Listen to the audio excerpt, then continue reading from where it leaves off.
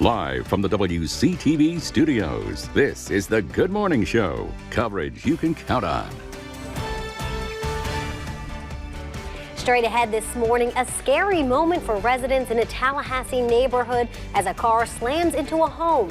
We've got the details. Plus, intense moments in a Colquitt County courthouse. This as accused killer Jeffrey Peacock faces the judge. And beautiful or distracting, a local school's views on a young girl's natural hair now stirring a debate online. And a live look from our outdoor tower cam. You can see a little gray out there, a little cloudy to start our weekend here. Good morning, everyone. I'm Marielle Carbone. Thanks for tuning in. And Charles, I was walking out to my car this morning, a little humid. You could feel that it was damp out there, but is it going to stay that way today? Unfortunately so. Summer is just around the corner, but it's already feeling like it in many locations this morning. In fact, look at the temperatures at this time. It's 8 o'clock. It's a bit muggy out there, especially looking over at Apalachicola, seeing that 80 already there this morning, 79 in Carabel, seeing those temperatures elsewhere in the mids, even the lower 70s, places like Quincy, Monticello 74, 77 in Perry, over 75 over at Cross City this morning. Those dew points, you could really feel the mugginess out there. 78 for the dew point, Apalachicola.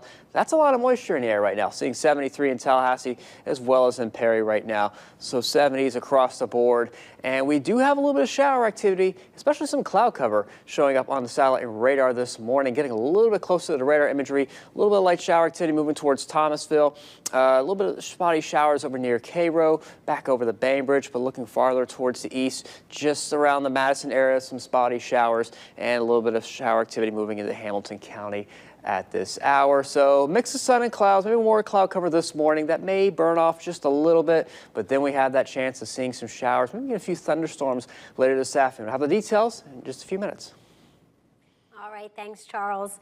Well, the search is on for the people responsible for this. Police say an African-American man and woman in their 20s were fleeing from the police when they drove into this home. Now, this all going down Friday afternoon on Kissimmee Street. That's near FAMU's campus.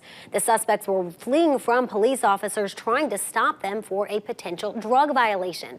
Now, the suspects reportedly losing control and slamming into that home. The main damage happening to the foundation and water heater. Now, the homeowner at work during the crash, he says he's thankful none of his children were inside. Oh man, it's terrifying. I mean, just knowing that, they play back in that room all the time. This is where they sleep and lay down and watch TV, Thankfully, no one was injured during that crash. The Red Cross did go to the home to assess the damage. No word yet on just how much was done. Well, Thomas County deputies are now questioning a man after finding him safe. The home of William Stout's burning to the ground Friday, and he hadn't been seen since Thursday. Now, authorities finding him about 1 mile from his home on State Road 188 near US 19. Deputies say Stout's landlord went to check on Stout and found the house in flames. Now, the cause of that fire remains under investigation.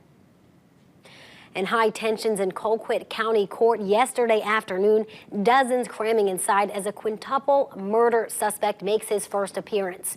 Jeffrey Peacock accused of shooting 5 of his friends, torching their home, and calling 911. Prosecutors are seeking the death penalty against him. Now, there were more than 100 people in the courtroom waiting to see what's next in the case. Over a dozen officers also present, Peacock only speaking once. The judge asking him if he was happy with his lawyer and the job they've done so far. His answer, yes. The district attorney says if the case goes all the way, it will be the first capital punishment case in Colquitt County since the 1970s. Typically in a murder case where you're not seeking the death penalty, you may have 15, 20 motions filed. Here in this case, you could have as many as 200 motions filed. The anniversary of the killings was early this week. The 5 were found dead in a home off Rossman Dairy Road. Peacock will be officially charged for the murders during an arraignment on May 30th. Well, a seventh suspect is now in custody in connection with the murder of 32-year-old Hoyt Burge.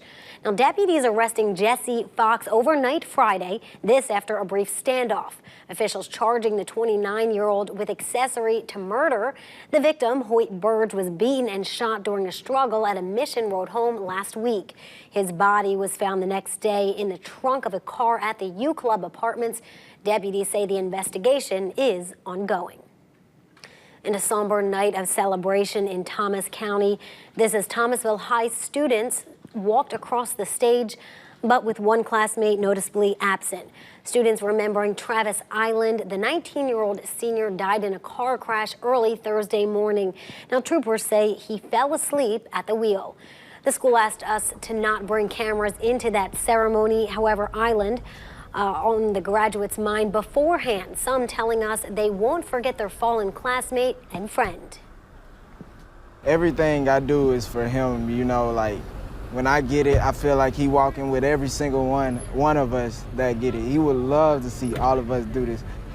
But he might not be here physically, but I know spiritually he'll be here, so he'll be watching over us, and that's what I have to keep reminding myself.